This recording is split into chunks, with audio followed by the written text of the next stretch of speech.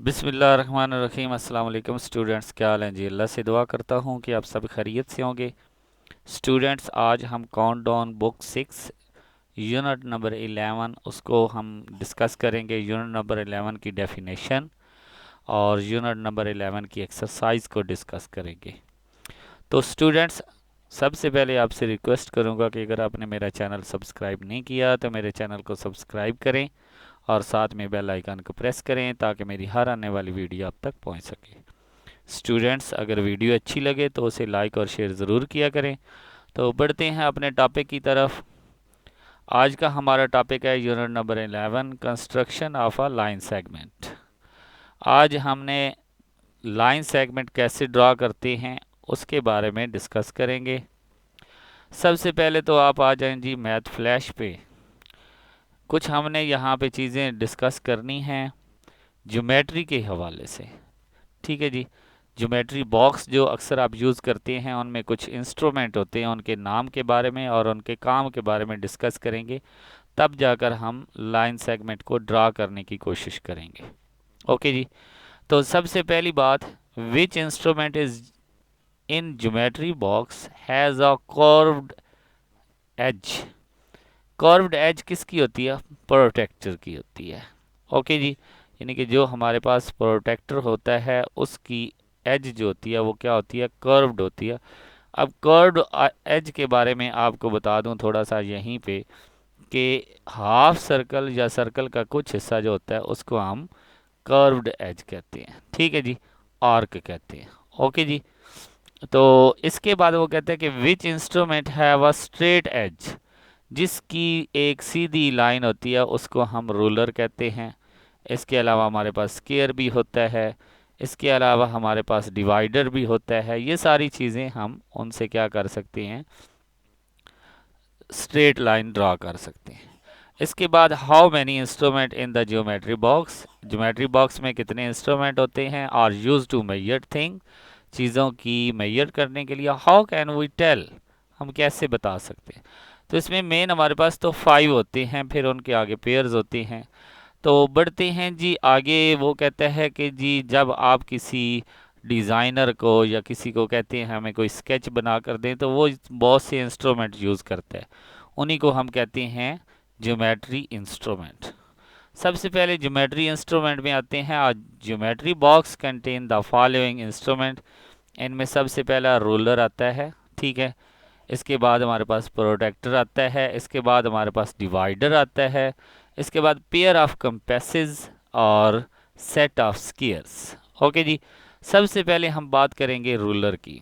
ये जो स्केल आपकी ज्योमेट्री में होता है उसको हम रूलर कहते हैं। A ruler is used to draw and measure a line segment. एक लाइन ड्रा करने के लिए, लाइन सेगमेंट को ड्रा करने के लिए या उसकी मेजरमेंट करने के लिए हम स्केल यूज़ करते हैं जिसको हम रूलर कहते हैं। A ruler is also used to draw parallel lines. Parallel lines draw करने के लिए भी हम इसको यूज़ करते हैं। पैरेलल लाइंस क्या होती हैं? ये वाली लाइन और ये वाली लाइन दोनों क्या हैं? पैरेलल लाइंस हैं। ओके जी। इसके बाद वो कहता है opposite side of a ruler are parallel. इसकी दोनों जो ऑपोजिट साइड हैं, ये वाली साइड और ये वाली साइड, ये दोनों क्या हैं? पैरेलल हैं। ओके जी। इसके बाद वो कहते हैं the distance between parallel lines is equal to at 2 points on the edge. वो कहते हैं कि पैरेलल लाइंस के दरमियान जो डिस्टेंस होता है वो इक्वल होता है। यानी कि ए से बी तक का जितना डिस्टेंस है या सी से डी तक का डिस्टेंस या ई से एफ तक का डिस्टेंस या जी से एच तक का डिस्टेंस, ये सारे क्या हैं? इक्वल हैं।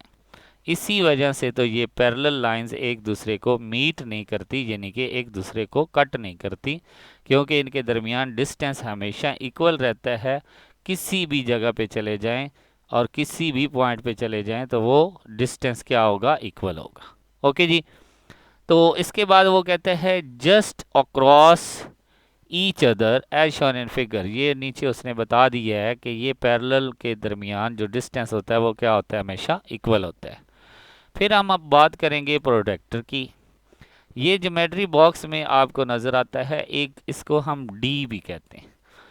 डी, इसके ऊपर हमारे पास कुछ एंगल्स लिखे होते हैं, ठीक है, चाहे वो अंदर वाली साइड पे हों या वो बाहर वाली साइड पे हों।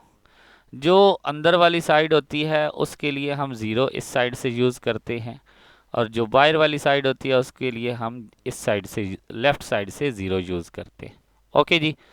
तो ये हमारे किस काम आता है? प्रोटेक्टर सेमी सर्कल शेप्ड, एक हाफ सर्कल शेप होती है, इज यूज टू ड्रा और मेजर्ड एंगल। ये हमेशा एंगल को मेजर करने के लिए या एंगल ड्रा करने के लिए यूज़ होता है। ओके जी।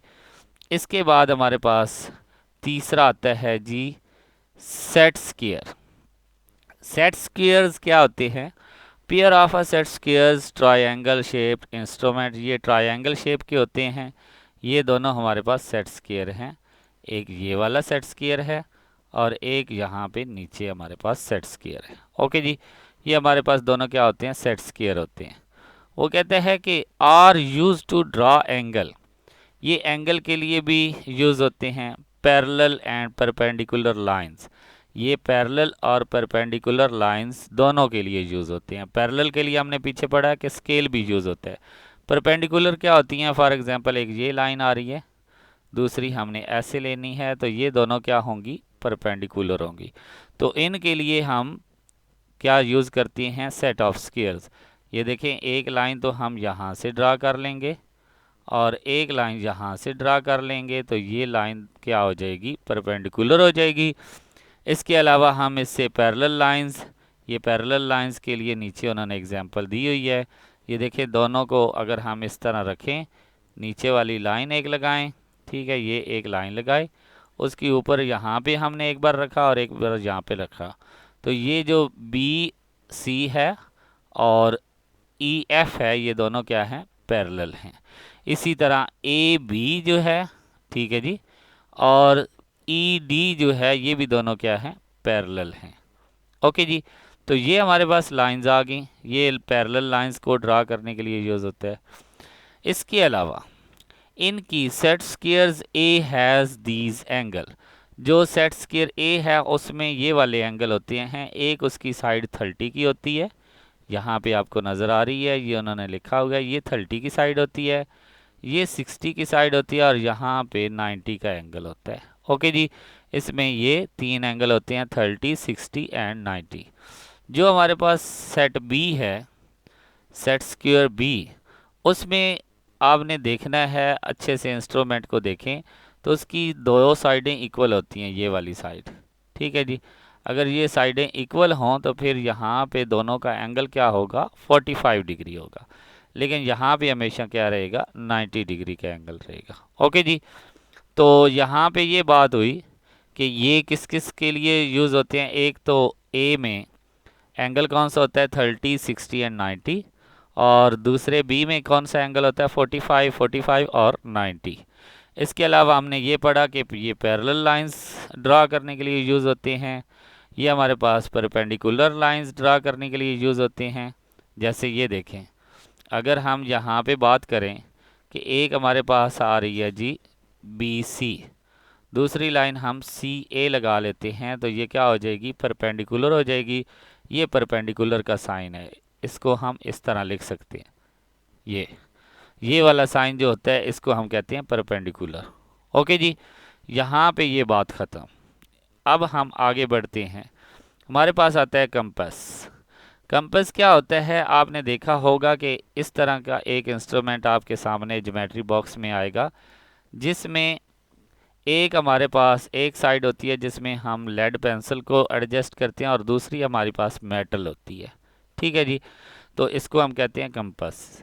ये किस लिए यूज़ होता है? A pair of a compasses, ये वी शक्ल का होता है, V shaped instrument is use to draw circle. ये हमेशा सर्कल ड्रा करने के लिए, एंड आर्क या छोटी सी आर्क ड्रा करने के लिए ऑफ अ डिफरेंट साइज, छोटी बड़ी कोई भी आर्क ड्रा करनी हो। अब आर्क कैसे होती है? ऐसे, ये मैं पीछे आपको बता चुका हूँ कि हाफ सर्कल हो, उसका कुछ हिस्सा यहाँ से यहाँ तक भी एक आर्क होती है, ऐसे। तो आर्क ड्रा करने के लिए भी हम किसको यूज़ करते हैं? कंपासेस को। इसके बाद एक होता है डिवाइडर। डिवाइडर क्या होता है? आपने यहाँ पे देखा है ये हमारे पास होता है डिवाइडर। ठीक है जी, इसको हम क्या कहते हैं, डिवाइडर। ये आपके ज्योमेट्री बॉक्स में एक ऐसा होगा वो कंपासेस की तरह ही, लेकिन इसकी दोनों साइडें मेटल की होंगी और यहाँ पे नीडल लगी होंगी। ठीक है जी, इन नीडल्स को आप क्या करते हैं, किसी चीज़ को डिवाइड करना हो तो आप कट करते हैं इनसे। ठीक है जी, अब यहाँ पे बात करते हैं, ये डिवाइड करने के लिए इस्तेमाल होता है। यहाँ पे a divider are a pair of uh dividers also a V shaped, ये भी वी शक्ल का होता है, is use to measure length of a line segment. ये हमेशा लाइन सेगमेंट की लेंथ को मेजर करने के लिए इस्तेमाल होता है। अब हम बात करते हैं construction of a line segment की, यानी कि लाइन सेगमेंट को हम किस तरह ड्रा कर सकते हैं। अ line segment of any given length, जो भी आपको लेंथ दी गई है उसको आप दो तरीकों से ड्रा कर सकते हैं, एक तो रूलर की मदद से और दूसरा आप कंपासेस की मदद से। ओके जी, can be drawn in the two different ways, by using ruler and by using pair of compasses.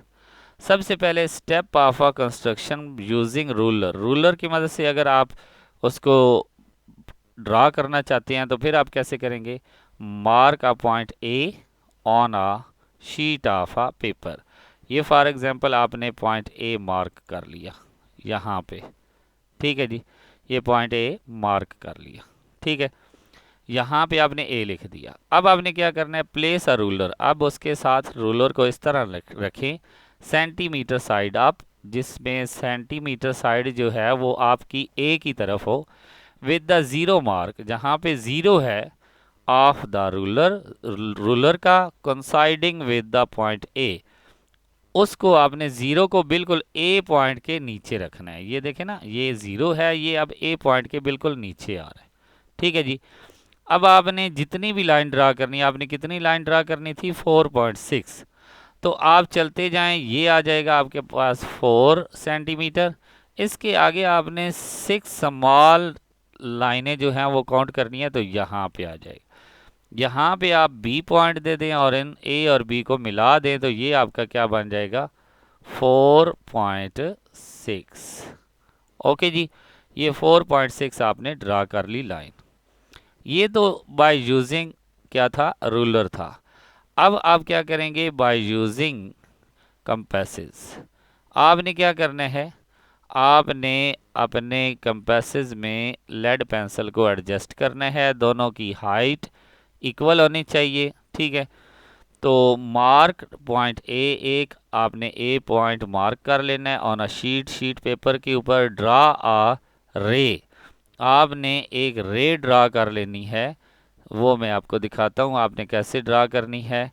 X A Y, A x, ये आपके सामने रे लिखी लगी हुई है, ये ए पॉइंट लिया और इसको आपने एक्स तक क्या कर दिया, ड्रा कर दिया, और आगे इसको आप रे कहते हैं। ये पिछले यूनिट में हमने पढ़ा था कि जिसकी एक डायरेक्शन होती है उसको क्या कहते हैं, रे कहते हैं। ठीक है जी, तो ये आपने ड्रा कर लिया। अब आपने क्या करना है, अब आपने ये करना है कि place the metal tip of the compass. जो मेटल टिप है उसको आपने कहाँ पे रखना है, ज़ीरो पे रखना है, on the zero mark on the ruler, ruler के ज़ीरो के ऊपर मेटल हिस्से को रखें। ओपन द कंपासेस, अब कंपासेस को ओपन करते जाएं until the pencil point touch the 4.6। जब आपकी पेंसिल का जो पॉइंट है वो 4.6, 4 के बाद स्मॉल 6 लाइन को टच करेगा, वहाँ तक आपने उसको क्या करना है, ओपन करना है। ओपन करने के बाद अब आपने क्या करना है, अब आपने काम दूसरे पेज पे जाकर देखें, वो कहता है लिफ्ट द कंपासेस। अब आप कंपासेस को उठाएं और उसको अब चेंज नहीं करना है, and place the metal and on the ए। अब मेटल एंड जो है उसको ए पर रखें। ठीक है जी, यानी कि ये वाला जो हिस्सा है जो उधर ज़ीरो पे था, अब यहाँ से आपने रूलर से हटा लेना है, लेकिन इसको क्लोज या ओपन नहीं करना। ठीक है, अब आपने जो मेटल वाला हिस्सा है जो ए के ऊपर है, यानी कि ज़ीरो के ऊपर है, उसको आपने ए के ऊपर रखना है यहाँ पे। ठीक है जी, यहाँ पे आपने क्या करना है, रखना है, और फिर आपने आगे उसको घुमाना है, तो यहाँ से वो कट करेगी। इस यहाँ पे वो एक छोटी सी आर्क बनाएगी, इसको आपने बी कह देना है, तो ये आपके पास होगा 4.6 सेंटीमीटर। ओके जी, तो इस तरह भी आप इसको ड्रा कर सकते हैं। इसके अलावा नेक्स्ट हमारे पास है जी लाइन सेगमेंट को प्लस करना। अब ये देखें कि वो कहते हैं कि ए बी हमारे पास 2 सेंटीमीटर है और सी डी हमारे पास 3.5 सेंटीमीटर है। आप इनको क्या करें, प्लस करें। तो प्लस करने का भी वही तरीका है कि आप पहले तो एक रे लगाएं, ए पी से क्यू तक एक रे लगाएं, ठीक है जी। फिर आप क्या करें, दोनों तरीकों से रूलर की मदद से भी आप इसको कर सकते हैं और कंपेसेस की मदद से भी आप कर सकते हैं। रूलर से ये होगा कि आप ये 2 सेंटीमीटर हैं, यहाँ पे ज़ीरो को रखें और 2 सेंटीमीटर तक एक कट करें, ठीक है। फिर यहाँ पे ज़ीरो को रखें और 3.5 सेंटीमीटर कट करें। और ऐसे भी आप कर सकते हैं कि दोनों को प्लस करें, 2 + 3.5 तो ये 5.5 सेंटीमीटर, तो आप 5.5 सेंटीमीटर कट कर लें। ओके जी, इसके बाद अगर आप कंपेसेस से कर रहे हैं तो फिर आप क्या करेंगे, ए से बी तक आप कंपेसेस को ओपन करें, एक आर्क लगाएं, उसको आप एल का नाम दे दें, ठीक है। फिर सी और डी तक ओपन करें। अब आपने मेटल को यहाँ एल के ऊपर रखना है और आगे एक क्यू तक कट करना है, ठीक है जी। तो ये आपके पास टोटल लेंथ आ जाएगी, वो लेंथ आएगी जो आप इन दोनों को प्लस करके निकालेंगे।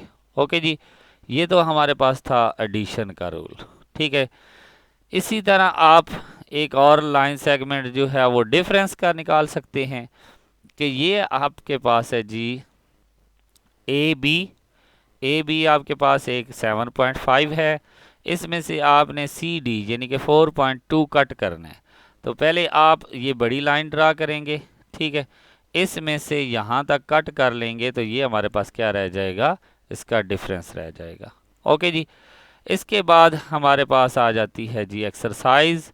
एक्सरसाइज में अब एक और बात, कॉन्ग्रेंसी ऑफ अ 2 लाइन सेगमेंट। कॉन्ग्रेंसी का मतलब होता है कि उनकी शेप भी एक जैसी हो और उनकी लेंथ भी एक जैसी हो, ठीक है।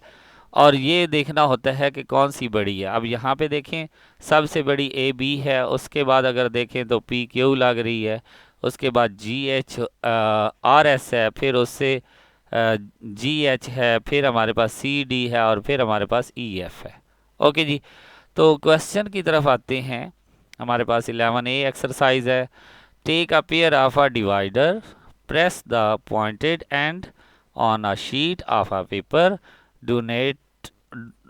denote the two marks on the paper by A and B, draw A and B and measure its length। Okay जी, तो ये आपने खुद काम करना है। ये आपके पास डिवाइडर की शक्ल मैंने आपको दिखाई है, ये वाला डिवाइडर है। इसको आपने अपनी मर्ज़ी से ओपन करके अपनी नोटबुक पे ले जाना है और वहाँ पे इसको रख कर दोनों साइडों को एक रख कर आपने थोड़ा सा प्रेस करना है।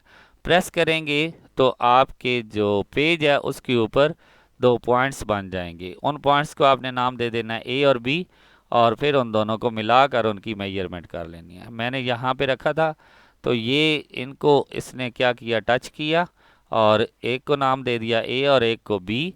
तो इस तरह ये मेरे पास ए बी आ गया और इसकी आपने बाद में मेजरमेंट भी करनी है, ठीक है जी। इसके बाद क्वेश्चन नंबर 2। क्वेश्चन नंबर 2 में आपने क्या करना है, draw P Q whose length is equal to length of A B. ये ए बी दिया गया है, जितनी ए बी है उतना ही आपने क्या करना है, पी क्यू भी ड्रा करना है। तो आप दोनों तरीकों से कर सकते हैं कि पहले आप रूलर की मदद से इसकी मेजरमेंट कर लें, फिर उतनी ही लाइन ड्रा कर दें। दूसरी बात यह है कि कंपासेस को लाएं, मेटल यहाँ पे रखें ए के ऊपर और जहाँ से लाइन स्टार्ट हो रही है, और बी के ऊपर जहाँ पे ख़त्म हो रही है उतना उसको ओपन करें ताकि पेंसिल की जो नीडल है वो यहाँ पे पहुँच जाए। ओके जी, तो उतनी ही लाइन आप क्या करें, ड्रा करें। तो यहाँ पे मैंने ड्रा की है, ये ए बी थी तो इसी के इक्वल मैंने पी क्यू भी जो है वो ड्रा कर ली। ओके जी, इसके बाद हमारे पास क्वेश्चन नंबर 3 है। वो कहते हैं draw X Y whose length is equal to the sum of. अब आपने एक ऐसी लेंथ ड्रा करनी है जिसका नाम एक्स वाई है, तो आपने ए बी दोनों को क्या करना है, प्लस करना है। तो ये तो सेम यही तरीका है जो मैंने आपको यहाँ पे बताया, ये वाला। ये अगर आप गौर से पढ़ लें, इसको समझ लें जैसे मैंने आपको बताया है वैसे कर लें तो फिर आप इसको हल कर सकेंगे। यहाँ पे मैंने इसको हल किया है। पहले आप ए बी तक ओपन करें कंपासेस को और एक कट लगाएं, फिर आप सी और डी ओपन करें। ठीक है, तो ये कट करें तो ये टोटल लाइन आपके पास क्या बन जाएगी, एक्स वाई, इन दोनों को प्लस करने से। ओके जी, फिर हमारे पास क्वेश्चन नंबर 4 आता है। वो कहता है कि 3 line segment are given below, measure their length to determine which one is the longest. आपने इनको मेजर करना है, जो सबसे बड़ी होगी वो आपने उसको क्या करना है कि लिख देना है कि ये बड़ी है।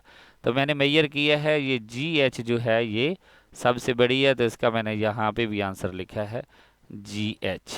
ओके जी, तो इसके बाद हमारे पास क्वेश्चन नंबर 5 आ जाता है। क्वेश्चन नंबर 5 में वो कहते हैं draw P Q whose length is equal to the difference of a length of a A B and C D. अब आपने पहले सी डी को लिखना है, उसमें से ए बी लेंथ जो है वो कट कर लेनी है, तो जो पीछे रह जाएगा वो आपका क्या होगा, पी क्यू होगा, यानी कि इनका डिफरेंस होगा। ये भी आप इस तरीके से कर सकते हैं, जैसे यहाँ पे डिफरेंस वाला ये construction of a line length which is a different of a two line, इस तरीके से भी आप कर सकते हैं। और मैंने यहाँ पे किया है, यहाँ पे देखें, इसको मैंने डिवाइड कट किया है। पहले मैंने सी डी एक लाइन लिया, उसमें से ए बी ये वाला हिस्सा कट कर दिया है। ठीक है जी, ये पहले टोटल लाइन लिया है ए सी से डी तक, फिर उसमें से ए बी को क्या कर दिया, कट कर दिया, यानी कि बड़ी में से आप छोटी को कट कर देंगे। पीछे आपके पास रह गया पी एंड क्यू। ओके जी, तो इसके बाद हमारे पास आ जाएगा जी क्वेश्चन नंबर 6। क्वेश्चन नंबर 6 में आपने क्या करना है, उसमें भी वो सिंपल से कह रहे हैं ड्रा एक्स वाई। आपने एक्स वाई ड्रा करना है, जो इन तीनों को ऐड करने से हासिल होता है। अब आपने सेम क्वेश्चन नंबर 3 की तरह करना है, इन तीनों को ऐड करना है। उसमें आपने 2 को ऐड करना था, इसमें आपने तीनों को ऐड करना है। यहाँ पे मैंने इन तीनों को ऐड किया, ए बी फिर सी डी फिर ई एफ, तो इनको ऐड करने से मेरे पास क्या आ गया, एक्स एंड वाई।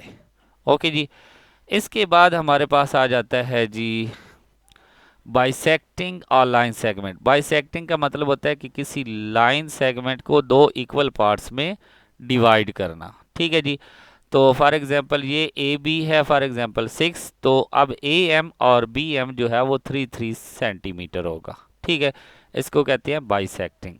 इसके बाद draw perpendicular to a line segment. तो परपेंडिकुलर ड्रा करना है तो वो भी उसी तरीके से होता है। आपने काम क्या करना होता है, आपने एक लाइन सेगमेंट बनानी होती है। ठीक है, एक लाइन सेगमेंट बनाएंगे तो अब आपने कंपास को उठाना है। कंपास की जो मेटल साइड है उसको ए पे रखें और उसको हाफ से ज़्यादा ओपन करें। हाफ से ज़्यादा ओपन करेंगे तो वो ऐसे आपने एक घुमाना है और एक ऐसे आर्क लग जाएगी। ठीक है जी, फिर आपने उतना ही ओपन रहने देना है, अब बी पे रख कर आपने घुमाना है। ठीक है जी, ऐसे ये। ठीक है जी, ये आपने घुमाया, यानी कि जो कंपासेस हैं उसमें से नीडल को आपने यहाँ पे रखना है, जो मेटल की नीडल है।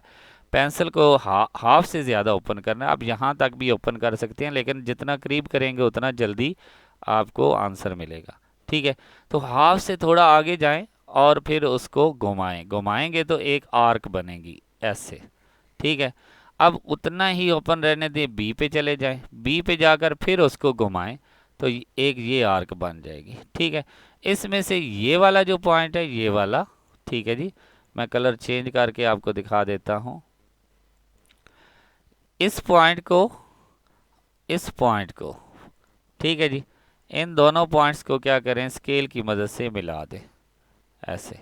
तो ये क्या बन जाएगा, आपका परपेंडिकुलर भी यही होता है और आपका बाइसेक्टर भी यही होता है। ओके जी, तो इस तरीके से आपने 11B एक्सरसाइज करनी है।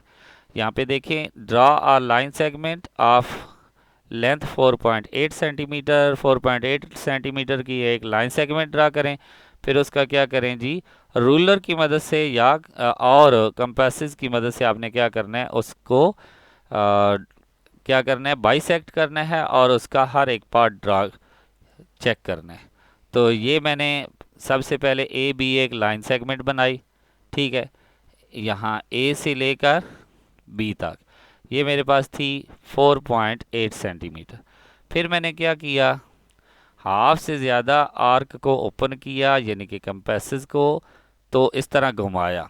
ठीक है, तो ये मेरे पास एक आर्क बन गई। ठीक है, फिर मैंने उतना ही ओपन रहने दिया, बी पे रख कर अब घुमाया, तो एक मेरे पास ये आर्क बन गई। अब मैंने इन दोनों पॉइंट्स को मिला दिया, तो ये मेरा क्या बन गया, बाइसेक्टर। तो चूँकि ये दो इक्वल पार्ट्स में डिवाइड कर रहे हैं, तो 4.8 को 2 पे डिवाइड करें तो आपके पास आंसर क्या आ जाएगा, 2.4 सेंटीमीटर। ओके जी। इसके बाद हमारे पास क्वेश्चन नंबर 2 है, draw A B length 5.2 centimetre, draw perpendicular bisector. इसी तरह आपने करना है, ये भी मैंने आपको यहाँ पे करके दे दिया है। ये देखें 5.2 सेंटीमीटर मैंने ये ए बी लाइन ड्रा की है। फिर मैंने उसी तरह जो है इसका हाफ लिया है। हाफ लेने के बाद ये मेरे पास आ गया जी सी डी, जो कि 2.6 सेंटीमीटर लेफ्ट साइड पे और 2.6 सेंटीमीटर राइट साइड पे। फिर वो कहते हैं कि जी draw a line segment A B of a length 6.4 centimetre. अब 6.4 सेंटीमीटर आपने करना है, उसका फिर बाइसेक्ट लेना है, जिसको आपने इंडिकेट करना है एल से। फिर आपने ए एल का फिर बाइसेक्ट लेना है और उसको इंडिकेट करना है एम से, और फिर उसको क्या करना है, मेजर करना है। अब ये देखें, सबसे पहले तो आपने ए बी एक लाइन सेगमेंट ली, ठीक है। इसके बाद आपने उसका बाइसेक्ट लिया, तो उसको इंडिकेट आपने एल से कर दिया। अब जो ए से एल तक का डिस्टेंस है उसको भी आपने बाइसेक्ट करना है। अब आपने क्या करना है, फिर से कंपासेस को ओपन करना है, हाफ से ज़्यादा ओपन करके आर्क लगानी है, फिर उसको एल पे रख कर क्या करनी है, आर्क लगानी है। फिर इन दोनों पॉइंट्स को मिला देना है, तो ये आपके पास क्या आ जाएगा जी, परपेंडिकुलर आ जाएगा। और अगर देखें तो ये टोटल था जी 6.4। पहले आपने 2 इक्वल पार्ट्स में डिवाइड किया, तो एक साइड 3.2 आ गई, दूसरी साइड भी क्या आ गई, 3.2।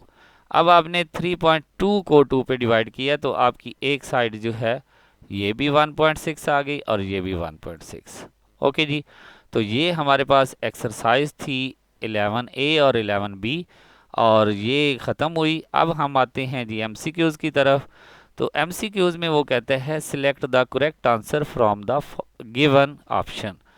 तो a line and a line segment refer to the same straight line, no, ये सेम नहीं होती, दोनों डिफरेंट होती हैं, क्योंकि लाइन सेगमेंट जो होता है वो फाइनाइट होता है और जो लाइन होती है वो इनफाइनाइट होती है ऑन बोथ साइड। तो ये फॉल्स है।